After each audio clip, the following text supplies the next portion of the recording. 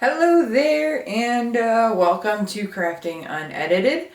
I am Sierra, and today I'm going to show you how to download fonts from a website or from anywhere really, and install them on a MacBook Pro for Cricut Design Space. So I'll walk you through the whole process from downloading the font to installing it into your MacBook and then into Design Space. So let's dive in, shall we? All right, so we are on my MacBook Pro, and the same process will apply for a regular MacBook or any Apple product. I'm not sure that this will work for the phone or the iPad, but it works for any computer system. So what you're going to do is you're going to go to dafont.com. That's one of the free font websites that I use. And I actually really like this first and second one. So we're going to show you those. Ooh, they have a lot of good ones right now. Oh, man. So what you're going to do is they actually have a ton. So you can just kind of browse through any of these if you want. But I'm going to go with the recently added ones because I really like them. So you're just going to download whatever ones you want. And in this case, for me, it's all of them. So I really like DaFont because their fonts are free, but if you wanted to, you can donate to the author. So you can donate funds to help them keep creating, which is pretty neat in my opinion.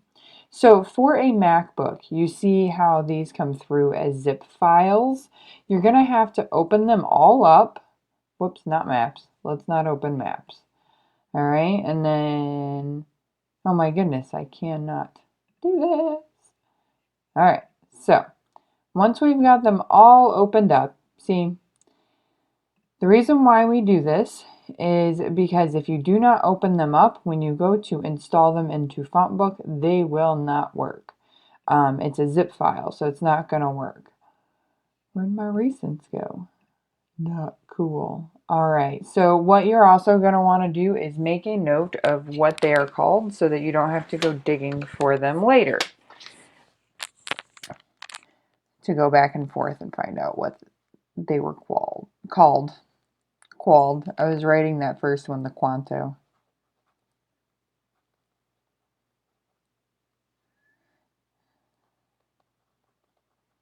And all right, so I've got them all written down.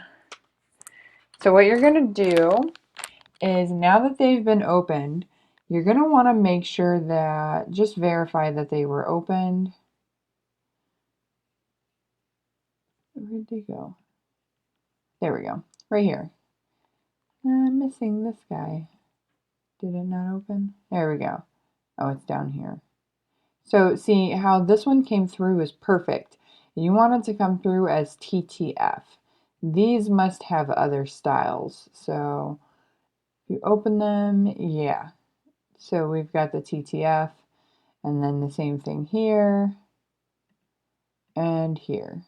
All right, so what you're going to do from here is you're going to go down to your launch pad, and somewhere in here you're going to find font book, this right here. So you're going to open this up and see all my fonts, lots of fonts. Can never have too many. So what you're going to do from here is you're going to go down here to the little plus sign in the bottom left hand corner. Let me make this bigger for you guys. So down here in the bottom left hand corner, you just hit plus. Select that. Oh, no, just kidding. I did that wrong. All fonts up here in the top left-hand corner. You're going to hit plus. All right, so this is where that writing them down will come in handy. So we've got Best Team Font, TTF. And then we've got Quanto Shintia, I don't know how to say it, and Millennia. So we're going to scroll on down to, oops, I think I passed Millennia. So since that one's all by itself, we're going to go ahead and open that one. And what it's going to do is it's going to go through all this crazy stuff and voila, there it is. Super simple. So we're going to go ahead and do the other three. Millennia, TTF, open, and then we go down, and we go down, Quanta, it's the same thing.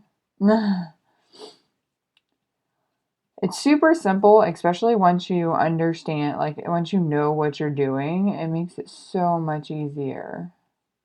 All right, and then I missed the S one.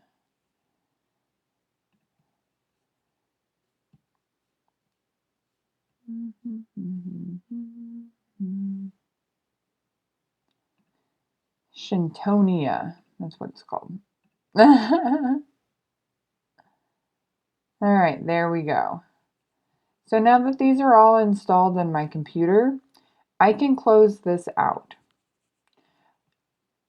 But what you're going to want to do is go on over to your design space and go ahead and exit out of it. So you want to quit, as in like quit it. So up here, down here, there's all these. If you click on this, it'll say quit, but you have to click on it with 2 fingers for it to say quit. So you're going to quit. Once the little dot at the bottom is gone, that means you've completely exited out of Cricut Design Space. Give it a couple minutes and then hit the little C again, open it back up. What this does is it's kind of like a redo. And I just realized that this font didn't go through. We're going to go ahead and put that in there.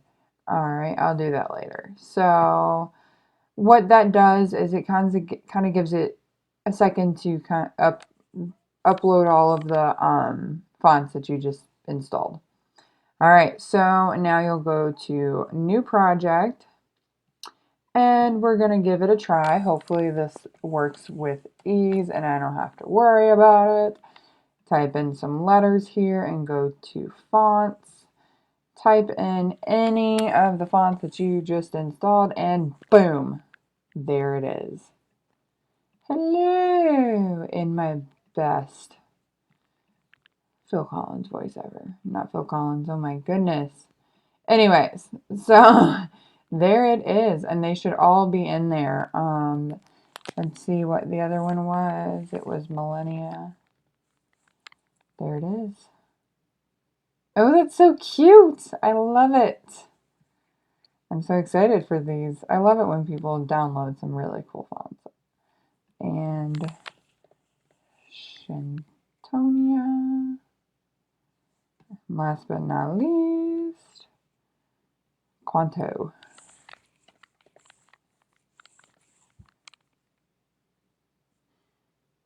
I spelled that right? Right there. Boom.